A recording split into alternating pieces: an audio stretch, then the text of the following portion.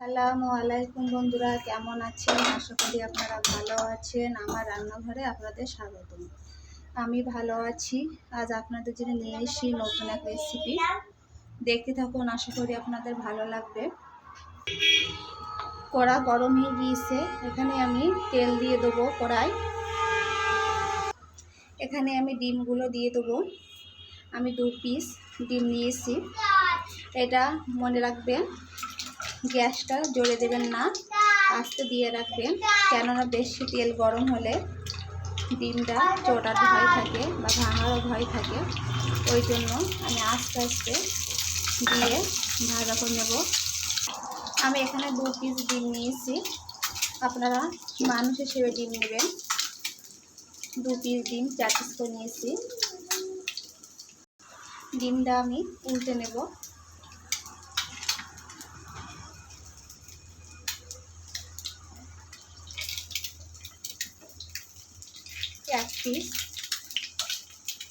এক পিস আমার ভাজা হয়ে গিয়েছে, আর এক পিস ভাজা করে নেব।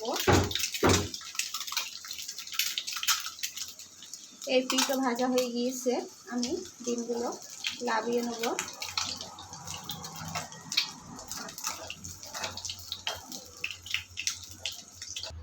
এখানে আমি কুচি করা পেঁয়াজগুলো দিয়ে দেবো এই তেলে। এখানে আমি তেল দেব না, এই তেলে রান্না করে নেব। কাঁচা ঝাল দিয়ে দেবো, দিয়ে তেলটা পেঁয়াজ ঝাল ভালোভাবে ভাজা করে নেব। পেঁয়াজ ঝালটা একটু লালচে লালচে করে নিয়েছি।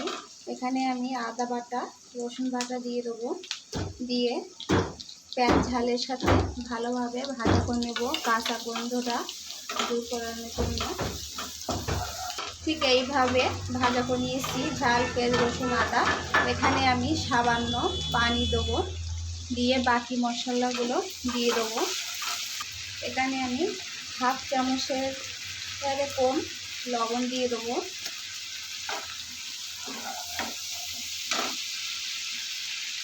ঝালের গুঁড়ো দিয়ে দেবো, বেশি দেবো না, কেননা আগে ঝাল দিয়েছিলাম। দিয়ে এখানে আমি 1/2 চামচের কম হলুদের গুঁড়ো দিয়ে দেবো।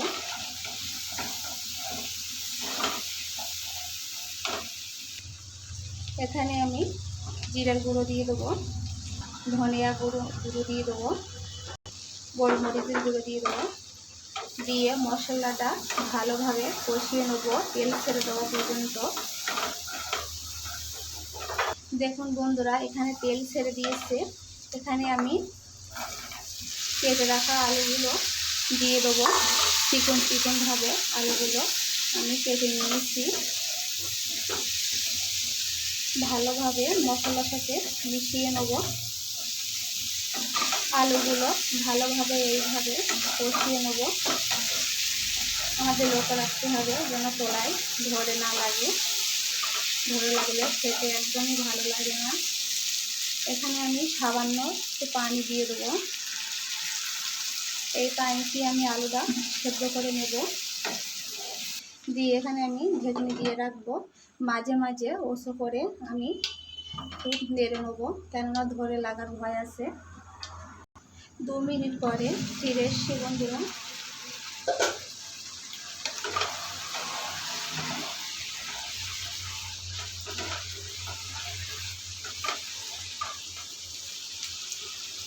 আলুটা সেদ্ধ হয়ে গিয়েছে।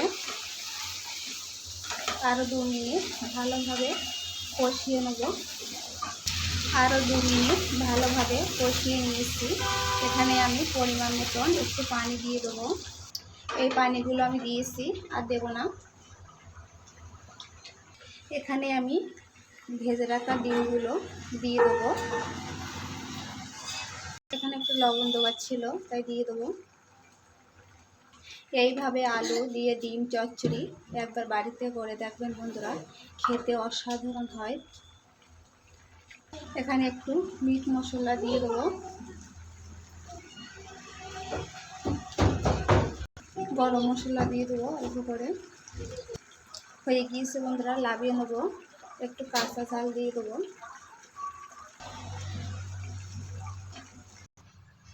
হয়ে গিয়েছে বন্ধুরা। ডিম দিয়ে আলু চচ্চড়ি কেমন হয়েছে কমেন্ট বক্সে জানিয়ে দেবেন। ভালো লাগলে লাইক কমেন্ট শেয়ার করতে ভুলবেন না, সাবস্ক্রাইবটা করে দেবেন। আজকের মতন বিদায় নিচ্ছি, আল্লাহ হাফেজ।